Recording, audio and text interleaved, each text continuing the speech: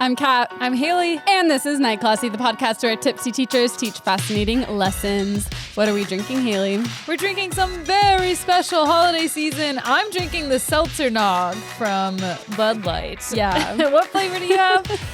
Sugar berry? Yeah, I was drinking, so Bud Light put out like a holiday pack, and I was drinking the cherry cordial, and I had to look it up. A cherry cordial is like a chocolate dipped cherry candy. I had to stop drinking it because there's something really unsettling about drinking a chocolate flavored seltzer. Yeah, it's bizarre. Mine tastes like cinnamon, and the color of it is just weird to me because they're clear, but yours tastes like chocolate. Mine tastes like cinnamon. I really like mine. But it is off-putting a little bit, the chocolate. The first sip of it, I loved it. I was like, this is so cool because it does taste like a chocolate cherry, and then you can only take so much. Yeah, just a little bit. And it does taste like cough syrup. So I'm like, yes. Is this just like lean?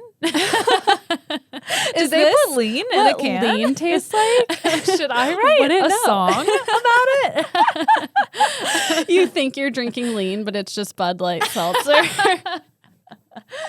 Am I a rap artist? No, but I had to stop drinking the cherry cordial. It's still mostly full. And now I'm on to the sugar plum flavor, which is good. It kind of tastes like a blackberry White Claw, and I got a cranberry one on the queue. I'll drink the rest of your cherry cordial. I think that's the one I have queued up over here. You want it? Have you tried it yet? I don't know. Try it right now. Try it right now. Go. Yeah, it tastes like cough syrup, which I like.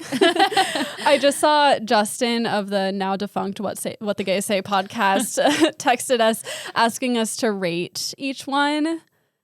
What rating would you give each of those?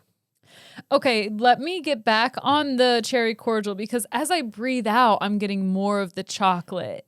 And I'm like, ooh, this is going to be too much. They put too much chocolate flavor in it. Yeah, if they had toned it down and put more cherry, I think it would have been a lot better. I think so too. As of right now, I'm going to give this Seltzer Nog a 4.5 out of 5 stars. Wow. I think it's really good. The fact that it's like eggnog and has like a White Claw basically still freaks me out.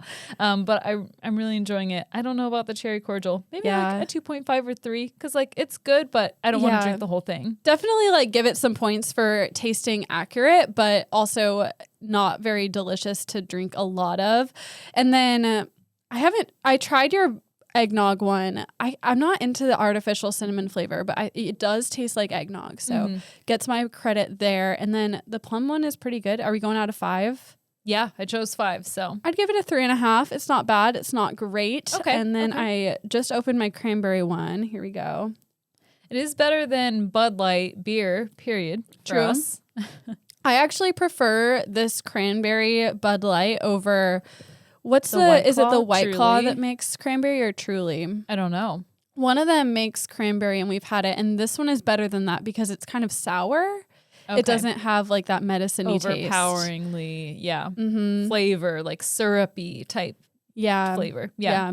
I'm going to give this one actually a 4 out of 5. The cranberry is pretty good. Okay. Well, there you go, Justin. And anyone else who is curious about the Bud Light seltzers, we're going to text him back in our group and be like, you have to wait and listen to our episode. This is how we force you to listen. I'm not even going to remember what we rated them after, like in literally 2 minutes from now, I'm going to be like, wait, we rated them? Yeah. That's how my memory works. Our rating of them is probably going to change as we drink more of them. They'll all be 5 out of 5. That's by the true. end of tonight. We're going to walk out of here like woo girls. So we have 12 White Claws to get through. We do. We can do it. I'm ready. It's ready a Sunday. Too. Sunday fun day. Sunday fun day. Alec just took a sip of the cranberry. What did you think about it? I like that one the most so far. Can I try the sugar plum? Yeah. Alec requested I buy him because I was going to Starbucks and I asked him if there's anything he wanted, and he requested a sugar plum Danish. So he's a sugar plum boy. I get that a lot. Did you like the sugar plum seltzer? Yeah, sugar plum's the best one so far. What exactly is sugar plum? It's a candied plum. You want to try it? Yeah, I do. It just makes me think of Nutcracker. Yes. It's basically. Was it Sugar Plum Princess? Sugar Plum Fairy. Yeah, it is pretty good. Was that like that's the original? And then did you ever watch the Barbie Nutcracker movie? I don't recall.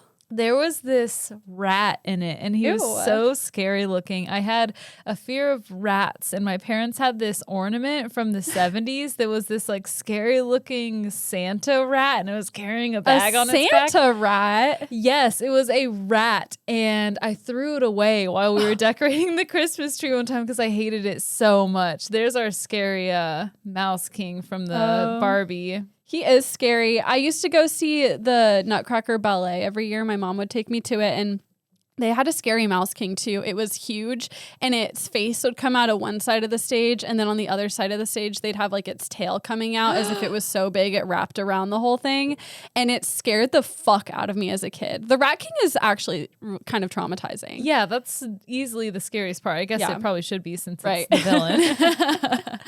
They're nailing it on the villain front. Do you know what an actual Rat King is? Is that No. real? Is that where they're like their tails get tied together? Yeah. That's not real. It's real. No, it's not. Yeah, it is. What is when it? there's like an infestation of rats, sometimes there's so many of them, their tails will get knotted together, and it's called a Rat King when there's like 20 of them with their tails all tied up and they die. I feel like that was just a joke they made on How I Met Your Mother. Look it up. I didn't know it was on how you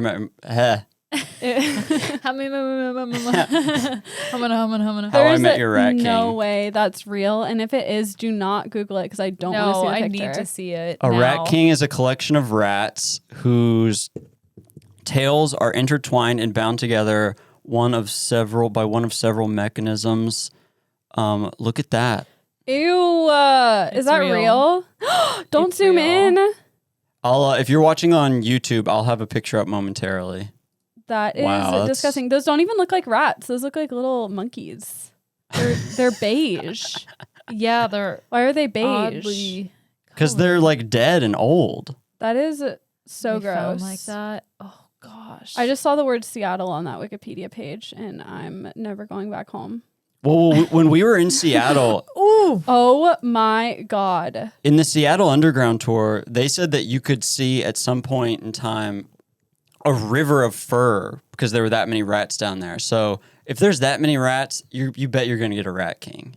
I wonder if I'm sure it was like this sometimes, but I saw some type of bugs or something where it was like a swarm of them and they were all walking and there was like a bottom layer and a top layer. Whoa. And the ones like from the back would like run on top of the ones who were on the bottom layer and they would just go so much faster because it was like a constant like an revolution. escalator. Yeah, almost. yes, Like the moving exactly. sidewalk at Yes. the airport. Yeah. I'm sure the rats did that too.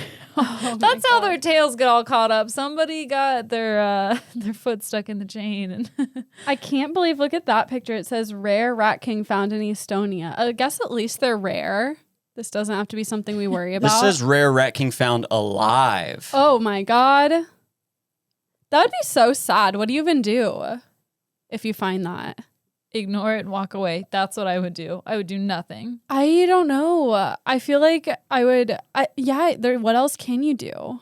Yeah, are you gonna like gas all of them? Put them out I of don't think that's how misery? you kill rats. Gas them. With like, I'm sure. Well, how do exterminators kill rats? Bop them. I don't know. I don't know what I would do. I don't want to think about it. Let's move on. let's please move on. I don't have literally any plugs. Do you? No, let's get into Let's this. just fucking get to it. All right. Well, I blew a .067. And I blew a .061. So I get to go first. I have a good one for you guys today. This has been highly requested, and it's Justin's episode, y'all. He is also one of the people that requested this, so shout out. I do want to do a quick trigger warning. Substance abuse, suicide, eating disorders, especially substance abuse. There's a lot of that in this lesson, and so if you're sensitive to those things, go ahead and move on. And here we go. In 1930, Robert Johnson was hanging out at a juke joint in Robinsonville, Mississippi. It was like a pretty prominent venue for blues musicians, and that night there were these two famous blues musicians there at the time. It was Son House and Willie Brown. They were playing at the club. Robert Johnson was an aspiring blues musician himself, so he wanted to impress these cool musicians that were there. And he shot his shot by going and taking one of the guitars from the stage and started playing his own stuff.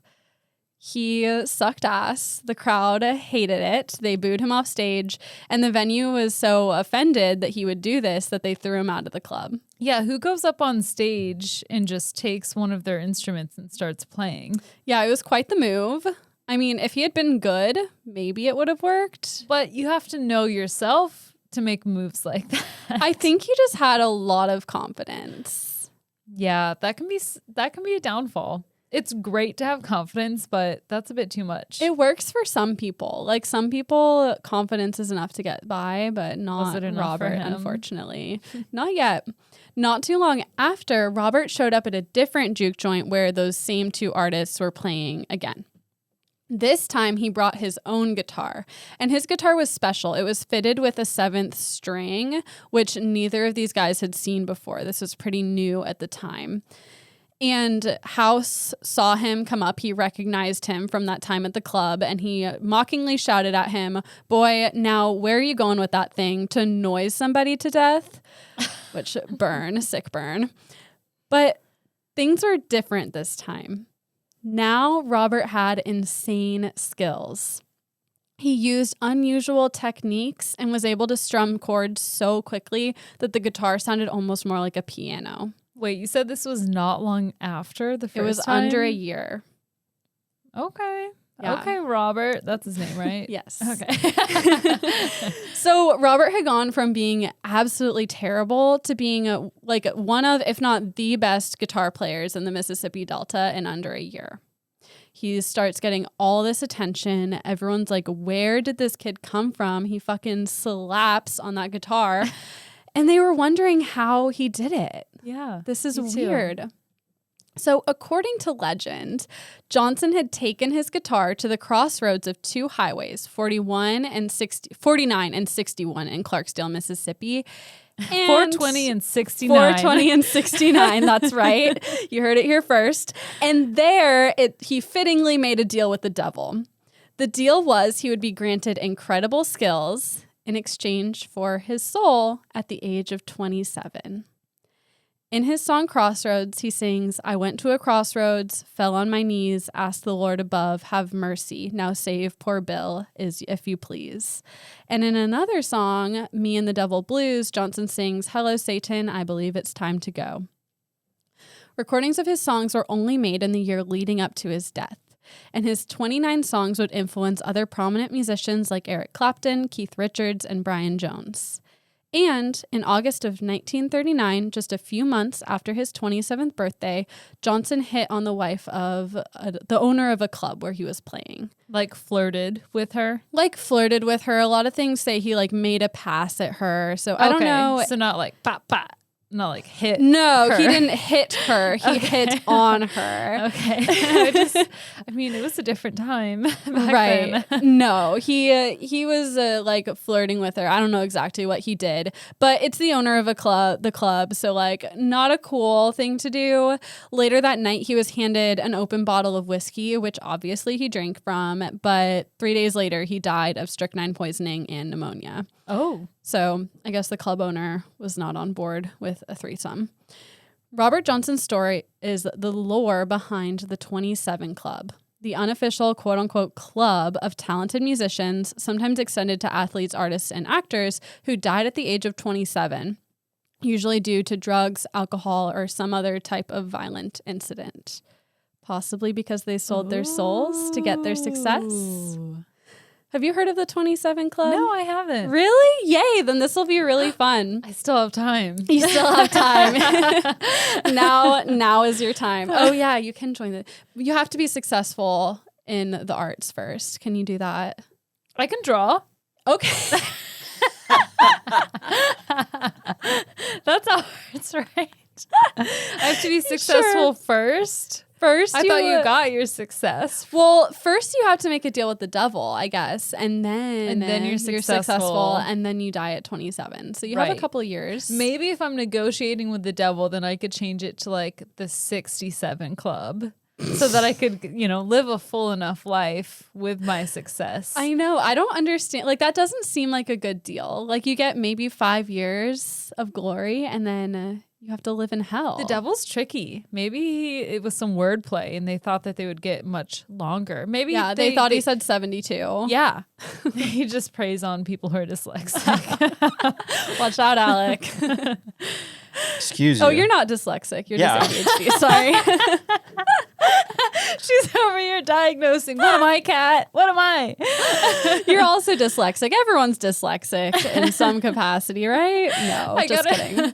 I got a new TA in my room, and on the first day, my ADHD brain was like just not letting me function at anything. And at the end of the day, I was like, I'm sorry everything has been so crazy today. Like, I am not on my meds right now for ADHD. And she's like, oh no, yeah, I see that now. I understand. She's like, my daughter is ADHD too. So. Oh my gosh. I mean, at least she was understanding. Yeah. Very perceptive. Wait, she was saying she knew you were off your meds. She was like, I could tell that like something was up. Yeah. Yeah. And why were you off your meds, if you don't mind me asking? My psychiatrist doesn't take the insurance that I got switched over to a couple months ago, and I haven't committed myself to finding a new psychiatrist, and the effort that I have put in has not been fruitful. It's it's really hard to, I feel like, get a psychiatrist to respond. Yeah, they're busy. Yeah, there's a lot of people that need psychiatrists out there. And I'm in line, so I need to really get on that during winter break, because life is so much better when my brain works. Yeah, I hope you can get that figured out. Me too. You can also go to a general practitioner. I go to a nurse practitioner to get mine. Okay. So I need to, yes, I need to do that, because I mean, my mind feels like it's a million different places and it's hard to do things. That does sound hard. I'm sorry. There's a lot of posts on Reddit ADHD about how they've made the ability to get ADHD meds like as anti-ADHD as possible. It's like you have to make all these appointments and show up and do all these things over and over again. It's like impossible. Yes. That makes sense. Yeah, that sucks. It's like, why don't you give me the meds so that I can do this and then we'll do those things? Yeah, right. Yeah. Give me the meds up front and then we'll do the back end. Figure when it I can out. Actually read. I think it's so silly that you can have a prescription and then you have to change psychiatrists. Like, you should just be able to like use that same prescription. Yeah, I know. And that might be the case because I have the prescription. But if they just get like my medical files, if I go to see a nurse practitioner, general practitioner, they'd probably be able to do that. Yeah. But yeah, something's got to give because I can't read for more than 2 minutes before I'm like, ooh, let me think about this. Ooh, this made me think of that. Let me research that. Like, it's just, life is hard. Well, I hope that your night classy notes this week made it through. They are. I had a lot of fun doing it, and it didn't take too long. So ADHD didn't win this week, folks. I'm excited to hear them. Anyway, this pattern of musicians dying at their around their 27th birthday was first noticed between 1969 and 1971 when Brian Jones of the Rolling Stones, Jimi Hendrix, Janice Joplin, and Jim Morrison all died within that short period of time, just a couple years, and all at age 27. But it wasn't until Kurt Cobain, the frontman of Nirvana, died at age 27 in 1994 that the term the 27 Club, or it's sometimes called the Forever 27 Club, was first named.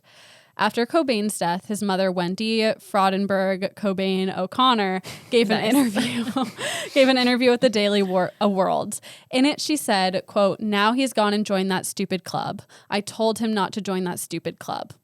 Whoa, that gave me goosebumps. That was weird. Yeah, isn't that weird? And so fans were really quick to attribute this quote to the 27 Club, but that might not have actually been what she was referring to. Kurt Cobain died by suicide, and so did two of his uncles and his great uncle before him. So that may have been what she was talking about.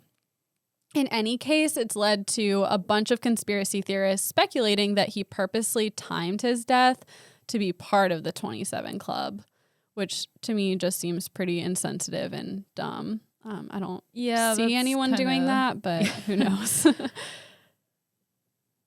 Yeah. I thought you were going to say something. I'm sorry. No, You looked like you were about to say I just have a lot of thoughts being like, oh my gosh, like I can't even, it'd be so tough to be even in that state of mind where that's something that you want for yourself. Yeah. And his, there are a lot of people that say like his suicide was making a statement because I guess at the time he died, he was worried about losing his home, and he died by suicide in his home. So like kind of, saying like, you can't take this away from me. I don't know. His death is pretty complicated. It could be its own night classy topic. Yeah. Do you know why he was going to lose his home? I don't know exactly. I think I don't know. Okay. He was pretty into drugs at that point. Maybe there was some issues with him making the payments. I'm not sure. This theory was on the rise and became even more part of the mainstream when 17 years later, in 2011, Amy Winehouse died at the age of 27. Amy Winehouse is a British pop singer whose music was heavily influenced by soul and jazz. Amy had always wanted to be a famous musician and got her major break at 19 when another singer passed her demo tape to a record label. From there, she rapidly gained an international audience. Amy was incredibly talented, which is obviously why she rose to stardom so quickly, but she had long struggled with substance abuse. It wasn't too bad before she got famous. It was like, your typical heavy drinking and marijuana, but it really took off once the fame started to affect her life. Oh, I'm sure. I've always said I would love to be, have enough money, be a little wealthy, nothing too crazy, but I would not want to be famous. No, it would be, it was really, really tough, especially for her. She started turning toward heroin and crack cocaine, which was introduced to her by her boyfriend and future husband, Blake Fielder Civil. So I think he was just kind of an average Joe. I don't think he was famous, but they met and were like instantly in love. Like they were star-crossed lovers. So she was kind of just, trying to follow his, I don't know, like not his lead, but he was into drugs. And so he was kind of introducing her to that world. Yeah. Before him, she was not into hard drugs at all, according to friends and family. Sad. Yeah, really sad. The two married right after the release of her second and massively popular album, Back to Black. But they had a really turbulent relationship. There were public arrests, drug possession, assault. Fielder was like constantly in and out of jail. I think he'd go on these benders and get really violent. I don't know for sure that he was violent toward Amy, but he was definitely violent toward other people, and which was, landing him in jail. And of course, the paparazzi ate it up, but because Amy was the famous one, all the attention fell on her. Even when it was Fielder doing shit and messing up, like she was getting the brunt of it. Mm-hmm. Dealing with all that attention, drugs, and an abusive husband who was in and out of jail, and of course the fame from her successful career. At 24 years old, she had 6 Grammy nominations. Like she was incredibly successful. Amy's mental health plummeted and her substance abuse got really bad. And it's so easily accessible when you are famous, you have the money, you have connections. Yeah, everyone's giving you everything you want. Whatever you want. Yeah, no one's going to say, at least I would think that most people, when you're hanging out in that group, is not gonna be like, oh no, I don't think this is a good idea. Yeah, you're the queen bee. No one's gonna cross you. Mm-hmm. And do you remember like how big of a deal Amy Winehouse was when we were kids? Yeah. Like she was the it girl for like those 2 or 3 years when she was really famous. Her beehive. Mm-hmm. Yeah, she's huge. Yeah. It's heartbreaking when she died. For sure. And in 2008, she apparently quit hard drugs, but her alcoholism only got worse. She kind of leaned on that to cope with quitting drugs. She also developed a really bad eating disorder, and in 2009, her and Fielder Civil divorced.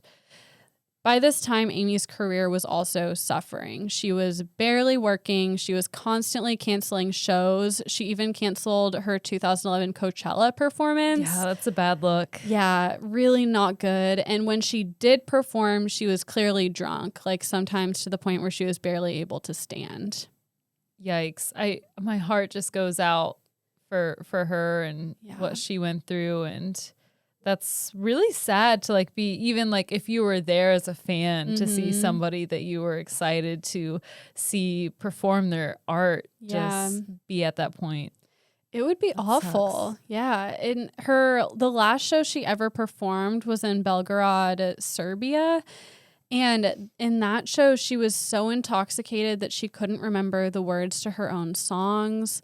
I guess she also like forgot what city she was in, like tried to shout out the crowd and like couldn't remember what city it was. So she just needed help. She really needed help, and she was booed off stage. And this was supposed to be her comeback tour, and then it was an absolute disaster. So that really just was not a good look for her and obviously made her condition worse. Just wanted to jump in with Belgrade instead of Belgrade. Sorry. I always thought it was Belgrade. I believe it's Belgrade. Oh. Okay.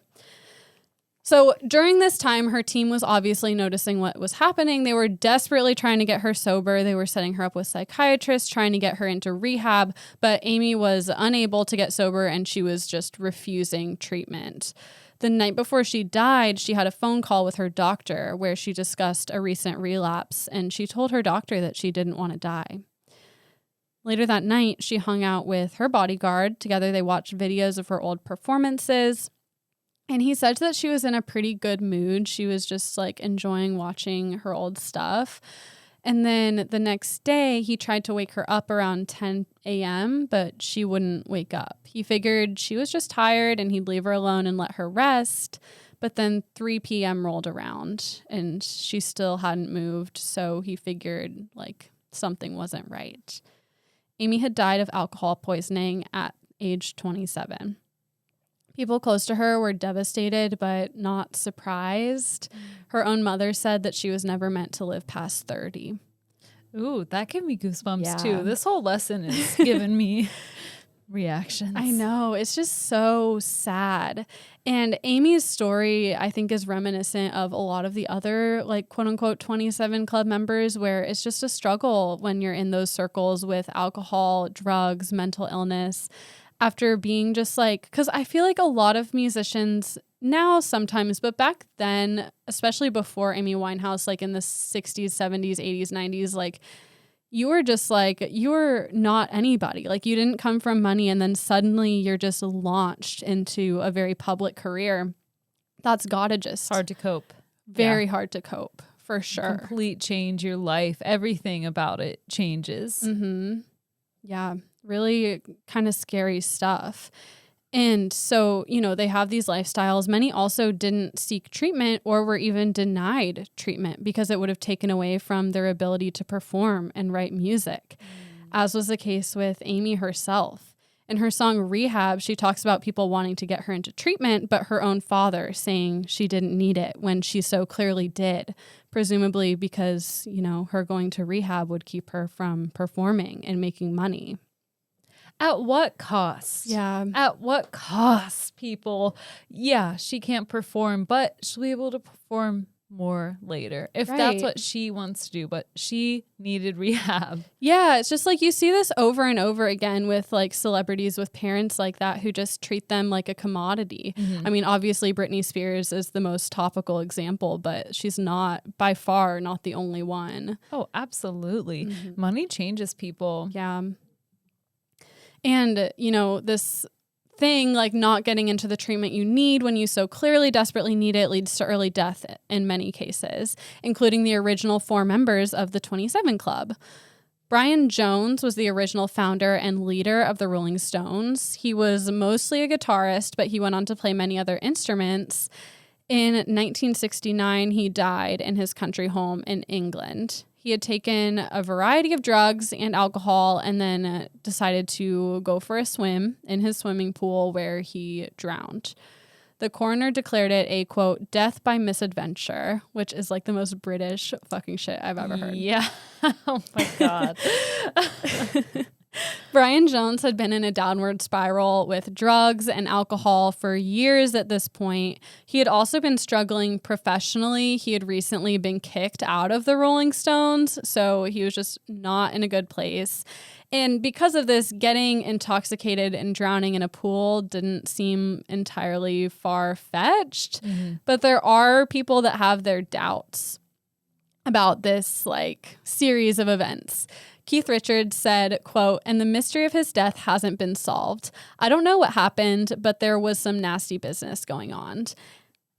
They think somebody else was involved. Yeah, there's a lot of people that think foul play was involved, including his own daughter, who believes he was murdered. Why would somebody want to murder him? Well, let's talk about it. There's a lot of conspiracies out there that have popped up. One theory is that his live-in handyman, Frank Thurgood, murdered him in a dispute over money. Like, Frank was his handyman, but like he was kind of mooching off of Brian and like living in his house. He had moved his girlfriend in. He threw parties all the time. So maybe Brian was like, "You have to like stop spending all my money because you're my fucking handyman." Yeah, and not my roommate, not my child. Yeah. And maybe he killed him over that. Another suspect is Tom Keylock. And I think Keylock was a driver, but he was also kind of like had this reputation as the guy who, quote unquote, took care of things for the Rolling Stones, like kind of got them out of trouble, silenced people when they needed to be silenced. He was kind of like their muscle. Okay. And Keylock. That's a good name. it for that is. I position. thought so too. Tom Keylock. And he was called to the scene the night of Brian's death. Like, I know that the handyman's girlfriend found him. And I think before they called the police, they called Tom Keylock. And they're like, What the fuck do we come do? help us out. Yeah, what the fuck do we do? Some people think that Keylock arranged the death, possibly at the direction of the band themselves, the Rolling Stones. People think they had something to do with it. So why would the band want him dead? There's a few possible reasons. Okay, I'm listening. I'm all ears. I'm like, yes, you keep answering the thoughts that I haven't said yet. One might be that Brian Jones invented the name the Rolling Stones, which is true. He did. And he may have wanted it back and have been threatening to sue. But this theory doesn't hold a ton of water because Brian had signed over the rights to the name. So even if he did sue, he would not have won. So there's not really a reason to kill him. Others think that him and Keith Richards argued earlier that day and Keith pulled a knife on him and then told Keylock, like, we had a fight, just go like finish the job, kill him. He's being annoying.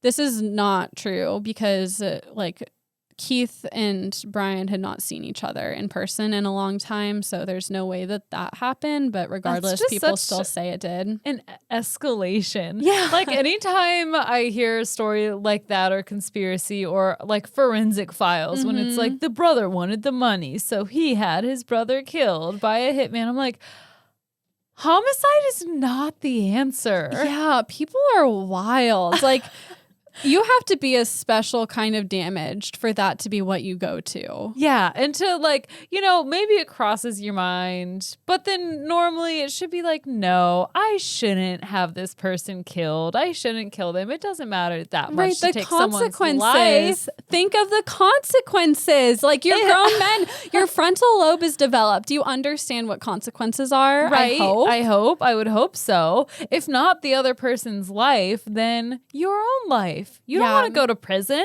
No. Sounds pretty bad to me. I mean, I don't think prison is a good place. I know that's a controversial opinion. I'll just go out and say that I wouldn't want to go to prison. Surely not in America. No. Maybe in Sweden, not here. Right. Take an ice bath in the morning, go in the sauna in the afternoon. Yeah. I mean, I'm trying to go to a reformative prison if I'm going to go anywhere. If I absolutely had to kill someone, like if I'm Dexter. Oh my God. If you're Dexter. I'm going to Scandinavia to do it. Yeah. I would have to do some research first. I'd want to be really sure.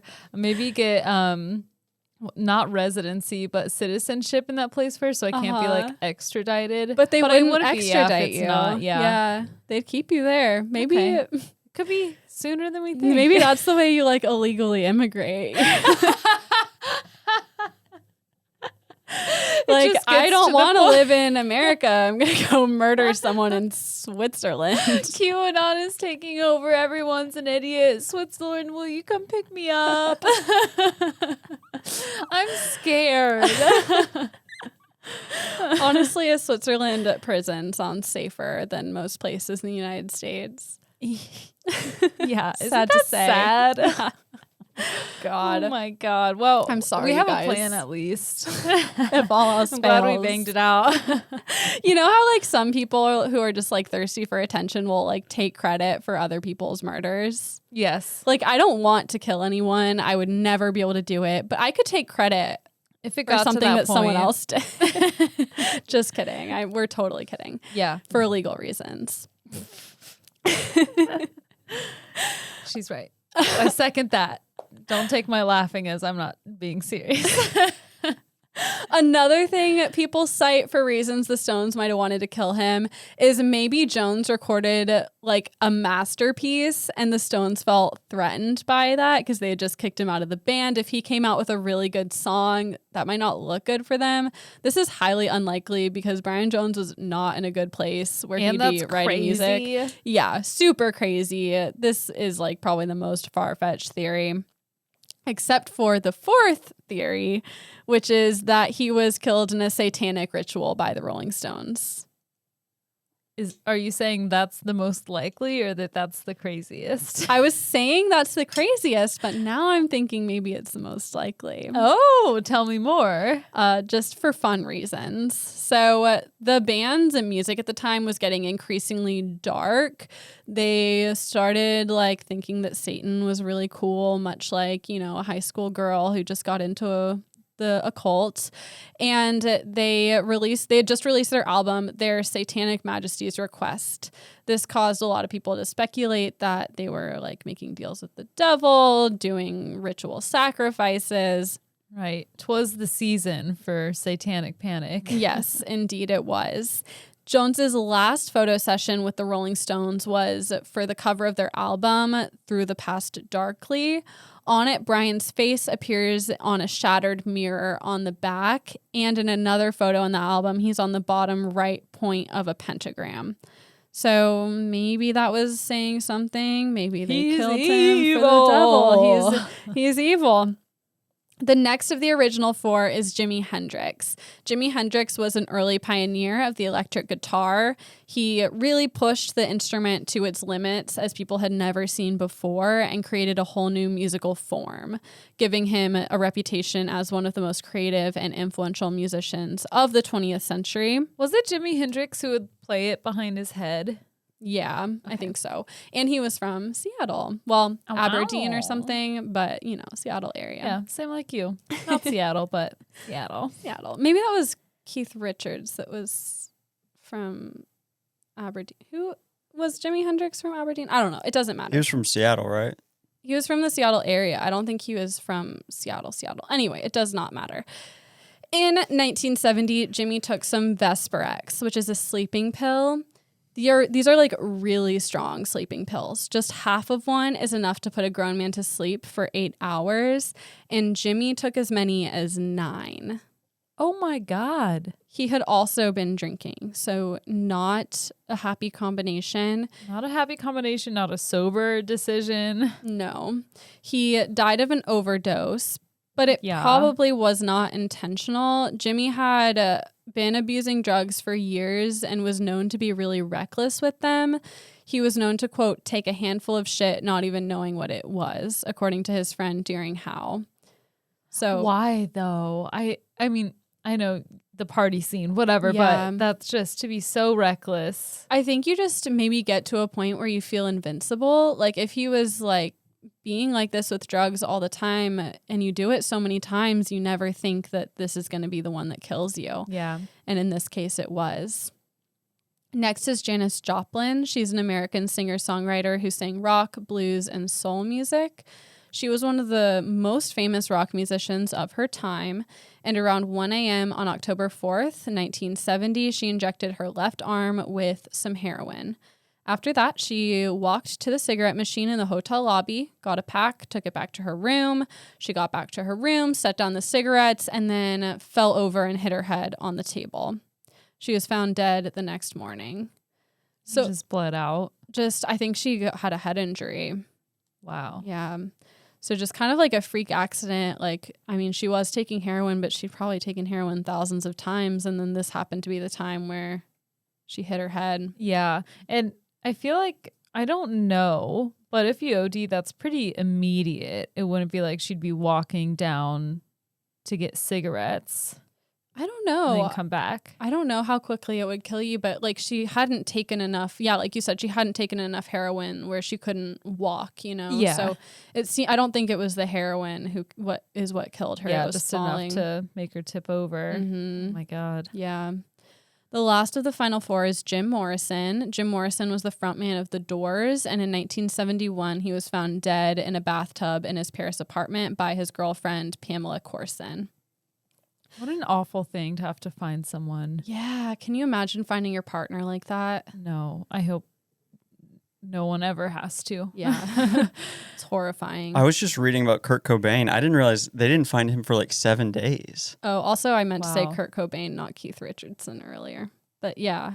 Oh, I'm talking about Nirvana. Yes. Oh, okay. That's what I meant. Yeah. I said Keith Richardson. I was like, that's not the Nirvana guy. That's Kurt And Cobain. it's Keith Richards, not Richardson, Richards. but Clearly I'm maybe not Keith a music Richardson buff. is somebody. He surely is somebody Yeah, somewhere. Yeah, somewhere, and maybe he lives in Seattle. We get sued for tarnishing his name. But it said he'd been missing for like 6 days, and a guy was installing security cameras in his mansion and found him in the greenhouse. And he'd been missing for like 7 days, and they had to identify him by his fingerprints. Oh my God. He was that decomposed He in had 7 days? a shotgun. Oh. Yikes. Yeah. Yikes. Sorry, I went down that rabbit hole because I was looking up why he was having house problems, and I didn't get to the solution. I just found that and was like, whoa. Yeah. And maybe, I don't know if he was exactly having house problems. I read that on like one sentence on one source. And as we've learned from this lesson, I'm not a classic rock fan, so I don't know much of anything except for the research I did for this lesson. But Same here. he had this beautiful mansion in Seattle, and Courtney just stopped paying the note, and it got auctioned off by the bank. Wow. But they said the people that live there now don't care that fans come up and take pictures and stuff. They're pretty cool, so That's cool. that's good. But it's crazy she just let it go. Yeah, I feel like when you're living that kind of life, like they must have just been high and forgot to pay their bills, right? Because they probably had the this money. was like 4 or 5 years after he died. Oh, Yeah. wow. Weird. Anyways, Anyway. On to the next tragedy. French officials investigated the scene and they named heart failure, probably caused by a heroin overdose, as the cause of death, but they never conducted an autopsy. Which, What? right, they probably just thought, like, this is the obvious answer. We're not going to do that. But you'd think for a very famous rock star, you You would at least know why. Yeah, it seems sus. And because it's so sus, it's led to a lot of conspiracy theories. Like pretty much everyone else in this story, Morrison had been on a downward spiral of drugs and alcohol for years, so that certainly could explain his death. But apparently just before his death, he had been doing a lot better. He was on kind of a bender before, but then he moved to Paris with his girlfriend, and they seemed to be doing like really well. He, I guess, had like gotten back in shape, like seemed healthier than he was. So his friends and family were really surprised. When Corson, his girlfriend, was interviewed by the police, she denied that the two had done any drugs that night. She said they just went to dinner, they listened to some music together, had a bath, and then went to bed. She said there were no drugs. However, most people don't believe that was the case. Sam Bennett, who's a journalist and was managing a nightclub at the time called Rock and Roll Circus, the night Morrison died, claims that Morrison actually died in the club that night. What? According to him, Jim and Pamela met with their drug dealer and then went and did heroin in the bathroom of the club. He said Morrison OD'd in the bathroom stall and Pamela just kind of like passed out. Oh my God. Who moved the body? Well, the theory is that the drug dealers didn't want, like, who were in the club selling to them, didn't want anyone to, like, essentially see that they killed him. And so the drug dealers took the body and sleeping Pamela and just dumped them back in their apartment. Wow. I wonder if it's kind of like a mixture of the truths, like this conspiracy theory, but, you know, the girlfriend only remembered so much of the night. Yeah. To be like, oh, you'd think you'd remember doing I feel drugs like in the when the bathroom. police interview you and say, were you doing heroin? It makes sense to say no, we weren't doing heroin. So I feel like they were probably definitely doing heroin. Yeah, seems like that is likely. Yeah. Most people think that they were probably like, he probably did die in his apartment. Like the club story seems a little far-fetched, but also like another person from that night, the bartender, corroborates that he saw the drug dealers like dragging Keith Morrison's like limp body out of the club. Yeah, I thought it was weird. I saw him heading out, but you know, we've seen it before, so I didn't think anything of it. At the time, he had thought he had just passed out, but then like, which I mean, I guess would make sense. If you're Also around people. sus, though. Also sus. Also call an ambulance. Yeah, and then like in retrospect, he's like, oh yeah, he could have been dead, which maybe he was. I liked you just called him Keith Morrison too. Like we added yet another character to the mix. I'm so sorry. Everyone who actually listens to these people is like hates me right now. It's fine. Alec hates me right now. What is his name? Jim Morrison. Jim Morrison, yeah. I don't think I've ever listened to a single Doors song. You know, in the School of Rock, when it's like, come on, come on, come on, now touch me, babe. Is that him? And he's playing on the piano. Dun, dun, da, da, dun, Yeah. dun, da, da. That's Jim Morrison. Oh, okay. That's my only reference point. School Okay. of Rock. Come And on, it's- baby, light my fire. You know that That's one? what he sounded like? That's one of his songs. Oh, I don't know that song. Set the night on fire. No? No. Okay. Never mind. Sorry. I should have stopped while I was ahead. I should not have done this lesson. I hate late when now. I do a topic because the topic is interesting, but I don't know any of the background, and Right. then I just sound like a fucking idiot because you can only spend you can't research everything. I can't listen to 10 years of classic rock Yeah. in It's the like, span okay, of an afternoon. We do an episode every week. I was listening to like Sinisterhood this week, for example, and they're talking about how they spend like a month doing research and then put out an episode. I'm like, that sounds great. Do they We put are out- not set up like that. That's great. Do they put out one episode a month? I think they put it out whenever their whenever they research have is done. it? Yeah. Wow. Yeah. I'm like, no, we don't have that ability. no, so we don't have the time, so you get what you get. Yeah, all of these lessons are as well researched for the time that we have as teachers to put into a completely other lesson that we're not actually obligated to do per our district contract. we do our best. We do our best. Most people think that they were just like hanging out at home doing heroin. He overdosed. Maybe she put him in the bathtub herself, thinking like if she put water on him, he might wake up. We don't know. These are just a few stories of a few members of the 27 Club, but there are many others. Every source will give you a different number. That also depends if you're just counting musicians or if you're counting other types of artists. There's a lot of them either way. And this begs the question, is there anything to it? Are musicians more likely to die at the age of 27? After they've sold their soul After to the they've devil. sold their soul, right? Is the devil real? Is he handsome? I have questions. In 2011, the British Medical Journal found that there's no evidence of an increased number of musicians dying at 27. The most common age of death for musicians is actually 56. And only 1.6% of musicians die at 27, and that's comparable to the number of deaths at 26 and 28. So it really doesn't even stand out in the 20s. But musicians as a whole are much more likely to die in their 20s than the general population, due to the lifestyle that comes with the job.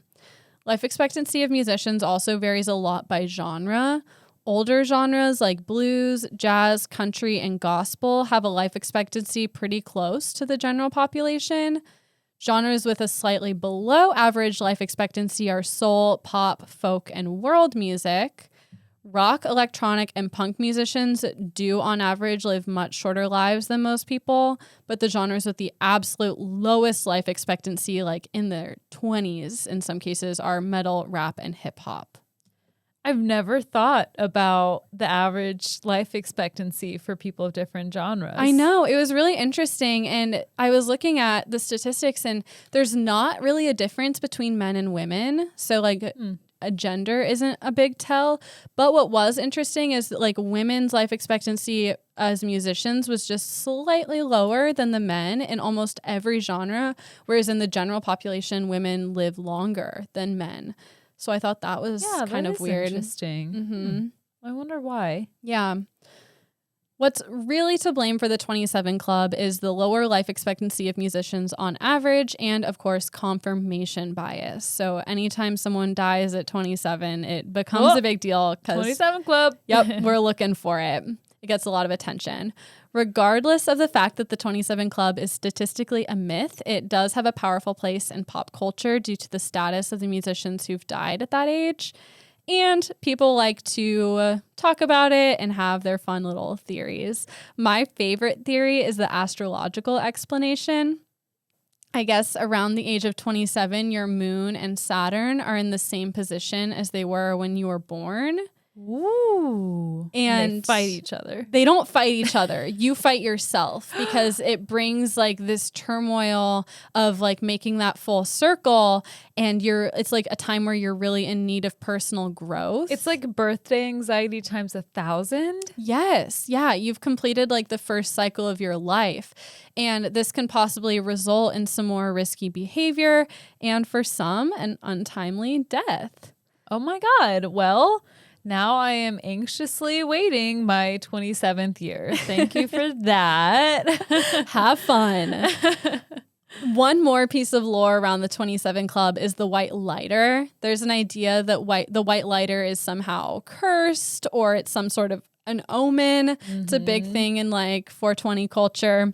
And this is because there's this rumor that Jimi Hendrix, Janice Joplin, Jim Morrison, and Kurt Cobain all died with a white lighter in their possession. Did they?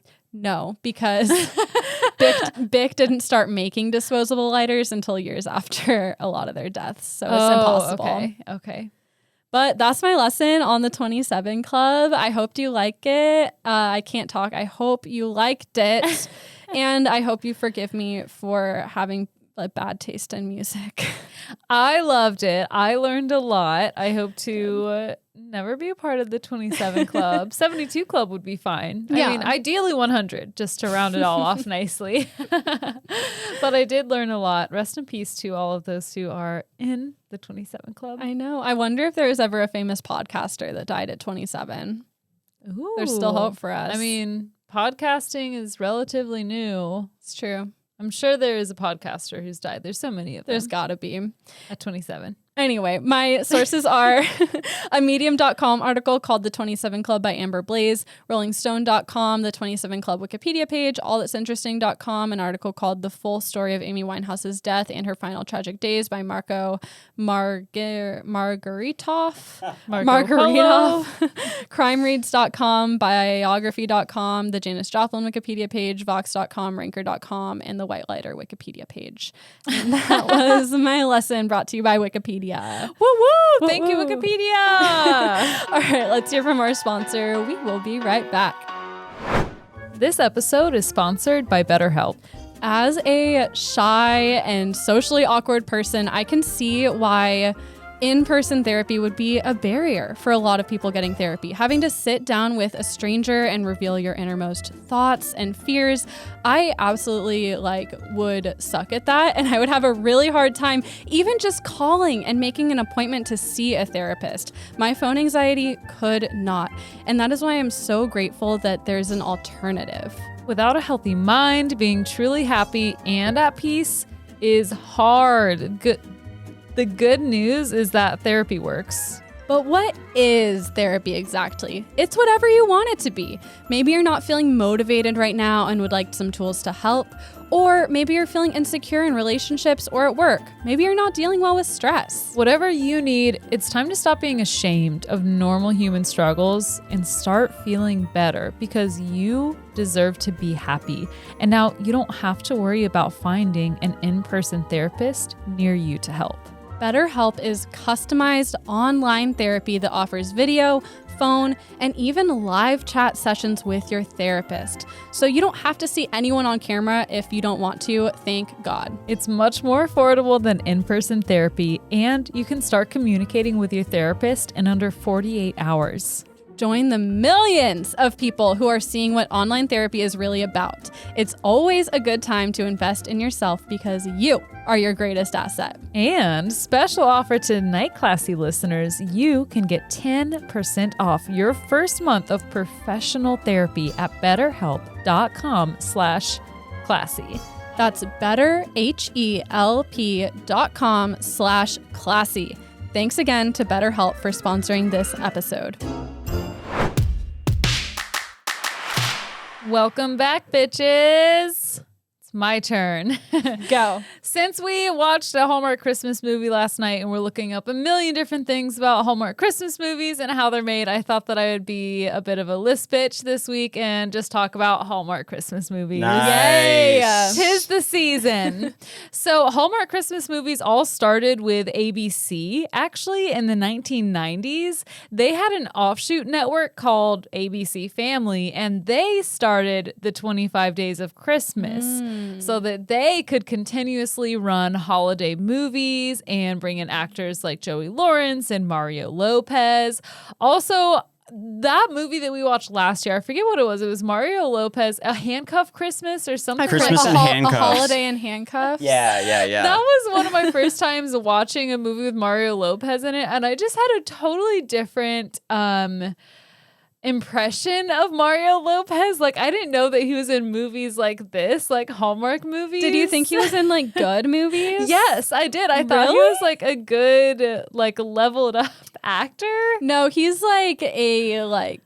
he's a rom-com kind of guy. Yeah, I had no idea. I thought he was on George Clooney level. No. He does mall appearances. Yeah. It was quite the awakening last year when I saw that. And didn't he host for Entertainment Tonight or something Probably. like that? I think he gets a lot of hosting gigs. Yeah. So that's my little personal anecdote. But the Hallmark Channel didn't actually launch until 2001, and they didn't even get fully on board with the Hallmark Christmas movie shebang until 2011. Really? Yeah. Isn't that crazy? Yeah, in my mind, Hallmark, I can't talk today. I know, this is you're so struggling. weird. Hallmark Christmas movies are like a tale as old as time. I know. Well, turns out they're not. And they didn't get fully on board with that until ABC Family kind of broke up with the continuous December movie thing, because they wanted to kind of change their audience. So they're we're gonna let Hallmark, you guys can take over and you can appeal more to the teens and all that. We're gonna go a different direction a little bit. So we've all seen Hallmark movies. We all know that they are very predictable. It's almost like a formulaic thing, but there's a psychological reason why Hallmark movies are so addicting and so enjoyable. The movies actually give us a neurological reward. Pamela Rutledge, a behavior scientist, director of the Media Psychology Research Center, and faculty member in the Media Psychology Department at Fielding Graduate University, explained that the formulaic plots and predictability of the films is rewarding, especially when viewers are trying to unwind from the stress of the holiday season. And another quote from her, she said that the lack of reality at all levels, from plot to production, signals that the movies are meant to be escapism entertainment. The genre is well defined and our expectations follow. This enables us to suspend disbelief. Yeah, they're very soothing. They are, and it's so fun to be like, oh, I know what's about to happen now. Yeah. It's like that happened so many times last night. Yeah, it's fun. What was the movie called that we watched last night? Do either I don't even know. No clue. Hometown Christmas. Christmas Was it in my really? hometown. No. No, Haley and I watched Hometown Christmas. That's a Netflix. Yeah. one. But it was if you've seen it, it's like a ballet dancer like rehabilitates a hockey player and they fall in love.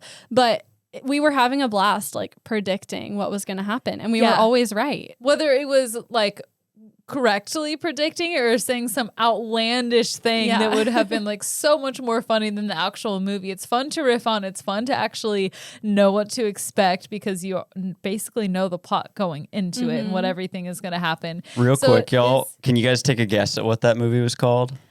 What would your guess be? If you had to make one up, or is this putting you too much on the spot? It's got to be some kind of like Dancing pun. into Christmas. Oh, that's a good. one. Dancing, rehabbing love. That's even better.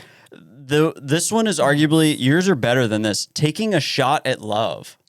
Oh, because hockey. Yeah, that's a pretty bad name. Yeah. That's not a good name. Y'all's were way better. Yeah, I liked yours. I liked Rehabbing. yours.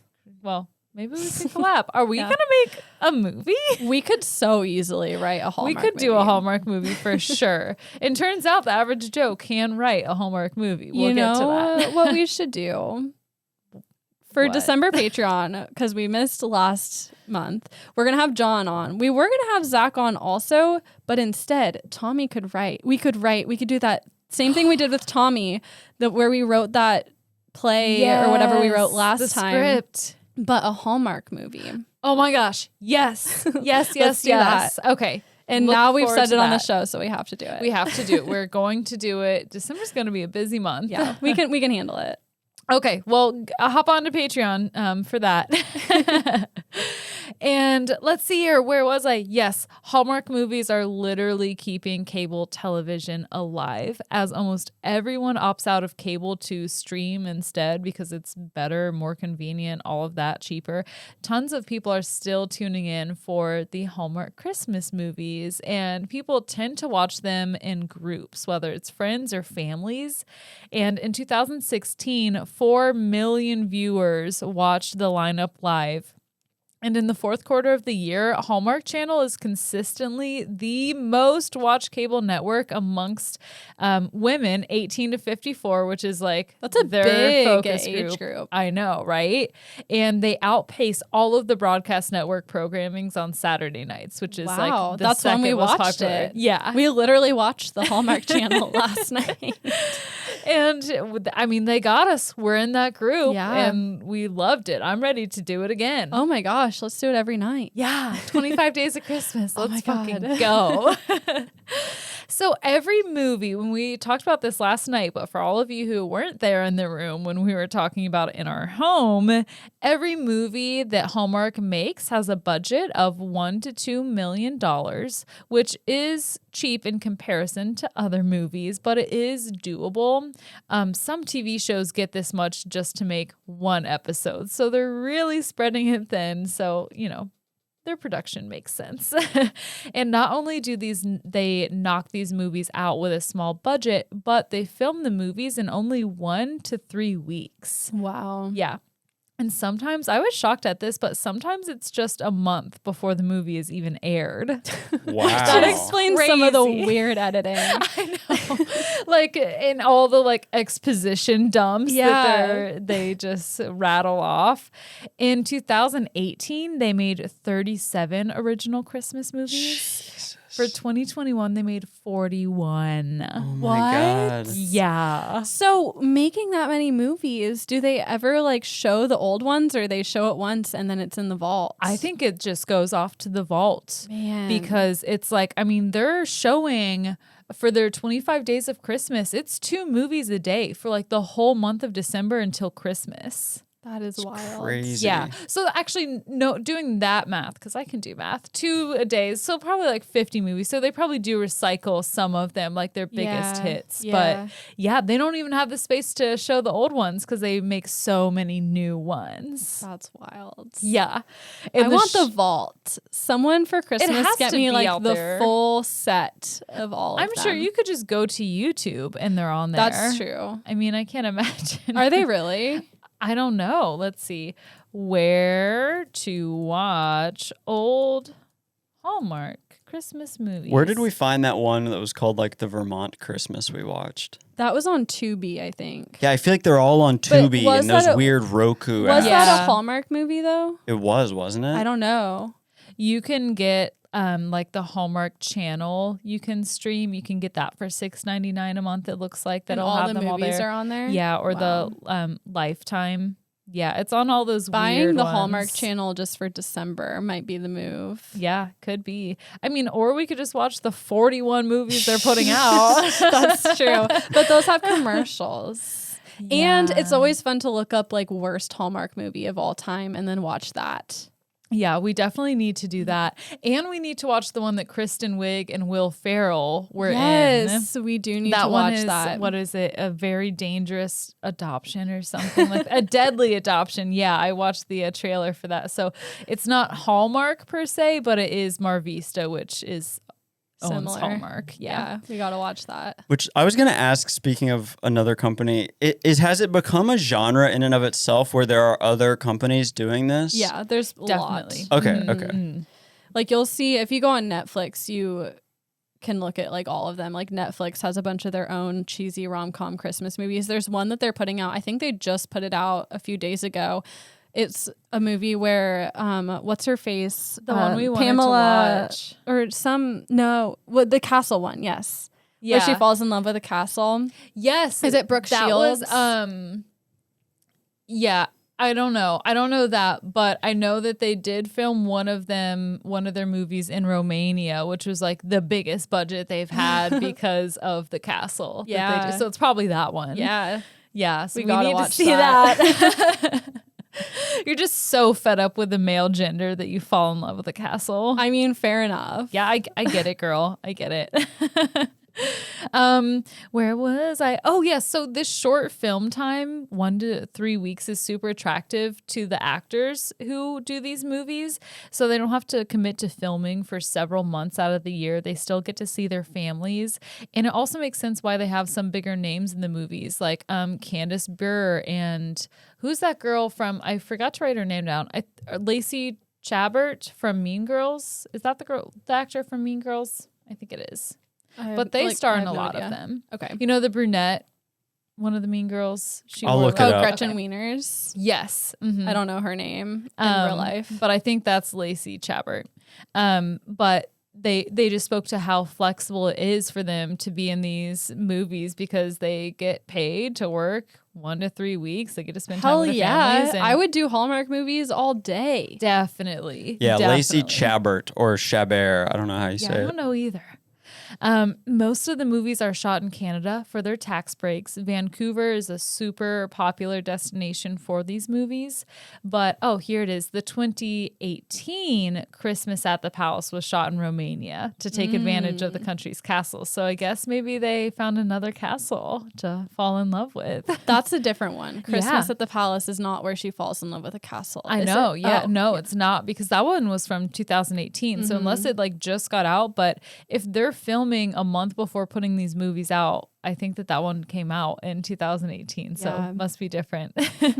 They just rearranged the shots and make a completely different They movie. probably could. Have you watched the one with Vanessa Hudgens where she's like plays a princess and her like long lost twin? And it's so fucking good. That's one of my They created, favorites. like sequels to yeah, that, right? there's now a third one where there's 3 Vanessa Hudgens. What? Yeah. She's getting paid. I wonder if she's like, for each character I play, it's hope- an extra $1 million. I hope she's getting paid for 3 separate roles because Me she's too. playing 3 different characters. It's a lot. She needs deserves to. it. They're running out of picturesque villages to shoot in Canada. The limit of cute small towns does exist, and the locals are kind of getting fed up with it too. My friend Ethan now lives in a suburb of Vancouver, and they shoot Hallmark movies in his town all the time. It would get annoying. Yeah. It's like, okay, I could move to Los Angeles and know that there's going to be film crews about all the time. Like, I know to expect that, but I never would have thought that for Vancouver, surrounding areas. Yeah. Vancouver's a big place to film because of tax breaks. And they're running out. There's not enough cute small towns over there. They usually film movies, or at least a lot of them are filmed in the summertime. So the actors are like sweating their asses off in their coats and their boots. I think about that all the time when I watch Gilmore Girls. Oh when they're God, on like right? a set in Hollywood and they're like wearing snow coats and scarves and hats. No, thank you. Couldn't be me. That's why I'm not an actress. That's why. Yeah.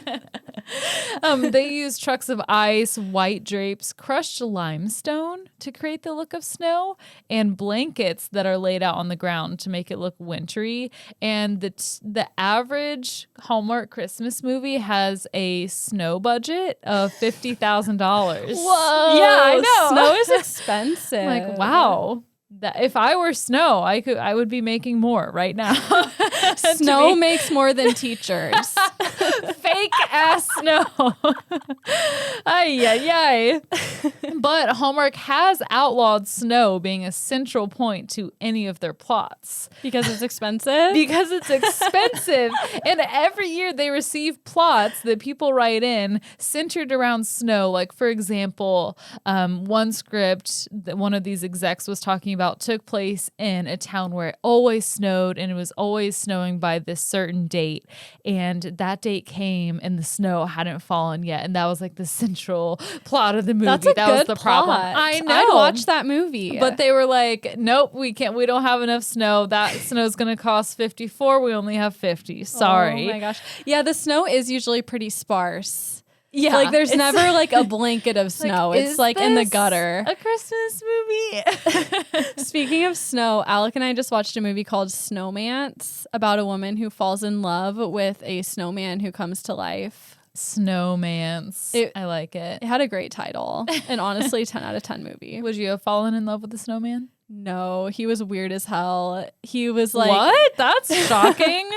He was A, not cute, and B, a snowman come to life. So he like didn't know anything. So he acted like a toddler. It was a very strange yikes. Scenario. Oh no. But that's what I need. I get so hot sleeping at night. I need a snowman to cool me down.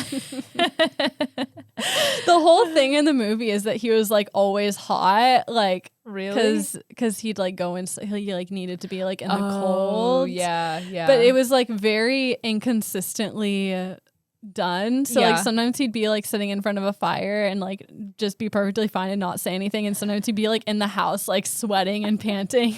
Have some consistency.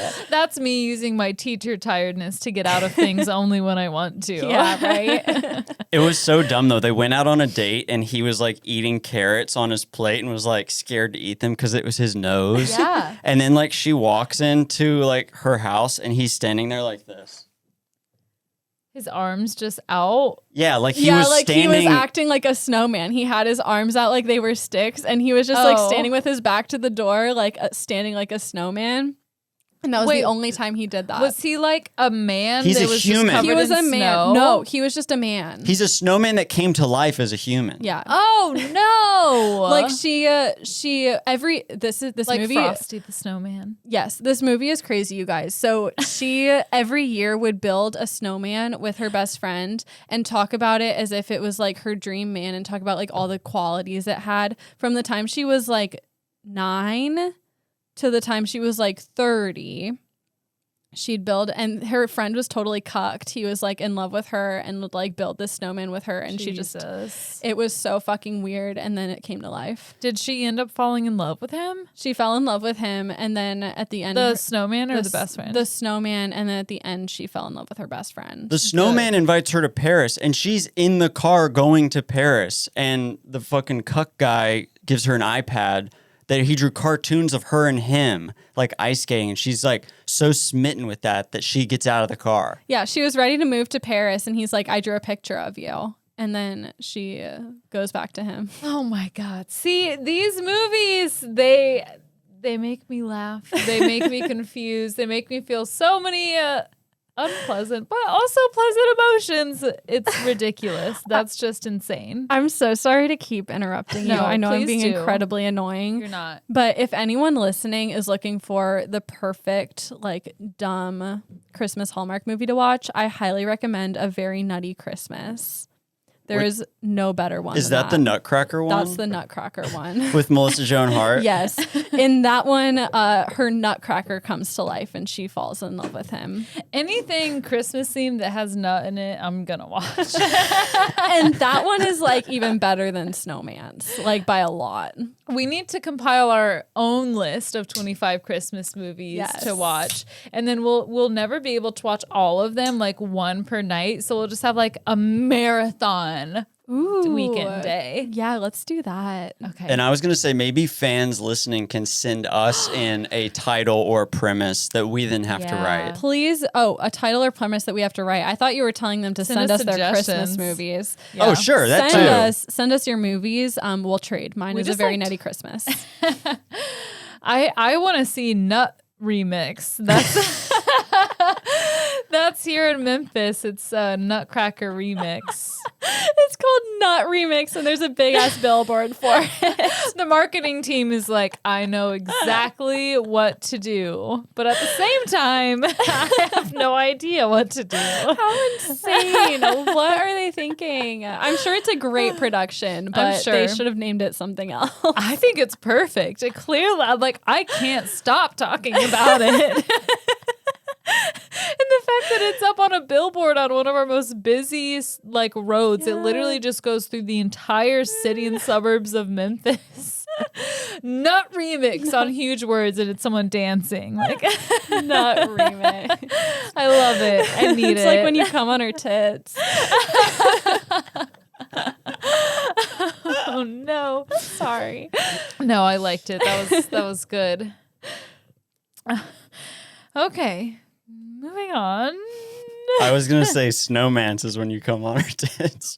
What? I don't know. Snowman's is when... Oh, because you're snowing on her? Yeah. Nut Remix is when he's made out of. Of course she fell in love with him. She just saw her future kids. And she really wanted a baby. Oh, God. This is nasty. I keep thinking of Miss Kay's class. Oh, God. Stop. I keep thinking of that. I'm like, I'm sorry. Yeah, children listen to this podcast. It's weird. That's not on us. It's on their parents. It is. We're going to start like looking at our download numbers, like broken down by demographics, and find a way to figure out everyone who's under 18 who listens. And we're calling their mom and dad. And we're going to say, congrats, your kid is cool as fuck. They listen to Night Classy. Okay. Oh, this is one of my favorite parts. So, as we said previously, they keep putting out these Christmas originals by doing sequels, and they even put up a page on the Hallmark's website where writers could submit their books to base these movies off of. It has been closed after 2020, but they still had up all of their requirements for what they look for in the perfect Hallmark Christmas movie. So here are some highlights. Number 1, all stories must have happy endings. Number 2, a sense of humor is a plus, and scripts should avoid sad and distressing elements such as terminal illness, abuse, addiction, early stages of grief, not relief, and animals and children in peril. They like the late stages of grief, though. Yeah, there's always they do. a parent who died or something like that. You're still holding on to it, but enough time has passed that you're not crying every day anymore. Yeah. No strong religious themes, but faith can be a part of a character's life. They will not publish romantic suspense. What does that according mean? to them. No clue. Does Romantic that- suspense. Because last night the movie was full of like almost moments where they were like yeah. so close to each other. We thought something was going to happen. Yeah, I feel like romantic suspense Is the whole point. movie. Yeah. That whole movie was romantic suspense. Yes. Yeah. We called it edging the whole time. Yeah. And their thing is that there's no nudity allowed, no sex, no profanity or graphic depictions of sexuality or violence, and all physical interaction is limited to hugging and kissing. That's what we were talking about That's last night. They the never peak. bang. Yeah, they never bang. No backstories about infidelity or promiscuity. And they said that they aren't interested in paranormal romance in general, but are, quote, open to time travel or a little bit of magic. Sounds like my Tinder bio. If you're freaky enough, I could be down, but generally it's a no. Fully into paranormal romance, but I'm into some time travel play. And a little bit of magic. In their murder mysteries, the murder must happen off the page, but it's allowed to be a central element. And they specifically say, we never read scripts, so please don't send them. They'll only read your books that you've already written. The writers are they just like prefer reading books. Yeah, they just want to read books and be like, the whole way that they make Hallmark movies is all the writers make a game and they're like, okay, how much can you remember of that book that you read a month ago? And then that's how they write the script. That would be fun. That would be My fun. new life goal is to be a writer of Hallmark movies. You could do it easily. I mean, it's all formulaic. You just have to Mad Libs it. Like I said last night. Let's see how our one on Patreon goes. That one's going to be wild. It's gonna be so just good. according to the first one, that one's going to be wild. Should we make it a rule or we have to follow their guidelines? Yeah, for sure. Yeah, definitely. And there is a Christmas checklist for each movie that there are elements that must be included, including scenes involving wrapping presents, getting a Christmas tree, and baking pastries. They never got a pastry or got They a pastry. did. A Christmas tree. I mean, in the one that we watched. That's true. So it's like, I don't think it's the same for Oh. all of them. Or like you have to hit a certain number of them, maybe. Yeah. Mhm. Okay. Yeah. And that also could be us playing the Hallmark Christmas movie bingo. Hallmark Christmas movie fans hold their own convention every year called Christmas Con in Edison, New Jersey. We have to go. It is hosted by Hallmark Channel, and attendees can sit in on panels with the actors and writers. They can get merchandise. You can compete for a cash prize in an ugly sweater competition. And when I Googled event, it's just like a ton of suburban moms writing up about their experiences at Christmas Con on their blogs. It honestly looks like modern farmhouse Ray Dunn heaven in there.